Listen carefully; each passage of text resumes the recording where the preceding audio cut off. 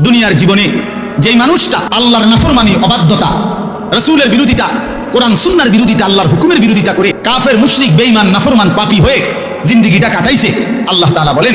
তার আখিরাত যে কঠিন হবে এটার প্রথম প্রমাণ হলো তার মৃত্যুর মুখে গিয়া আজরাইল, মালাকুল মউত যখন আসবে, আল্লাহর কসম আল্লাহ বলেন তার মৃত্যুর যন্ত্রণাটা হবে অত্যন্ত ভয়ানক। এটা দিয়েই শুরু হবে,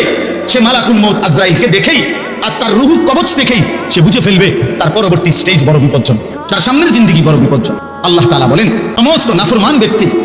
জান কবজের মুহূর্তটা খুব বেশি যন্ত্রণাদায়ক, খুব বেশি যন্ত্রণাদায়ক, খুব বেশি। এই যন্ত্রণার সিস্টেম হলো, নবীজি বলছেন প্রত্যেক নাফরমান পাপী, হাদিসের মধ্যে আছে নেককার ব্যক্তি ফেরেশতা আজরাইল অত্যন্ত সুন্দর আকৃতিতে নেককার ব্যক্তির কাছে আইসা তার রুহু কবজের সময় বলবে, হে পবিত্র আত্মা, আল্লাহর সন্তুষ্টি নিয়ে তুমি বের হয়ে আসো। আল্লাহ রাসূল সাল্লাল্লাহু আলাইহি ওয়াসাল্লাম বলেন কোন পাত্র থেকে পানি যেভাবে ঢেলে দেয় এটা যেরকম আরামসে পড়ে যায়, বের হয়, আল্লাহর কসম নবীজি বলেন নেককার ব্যক্তির রুহুটা মালাকুল মউত আজরাইলের হাতে এরকম আরামসে চলে আসে।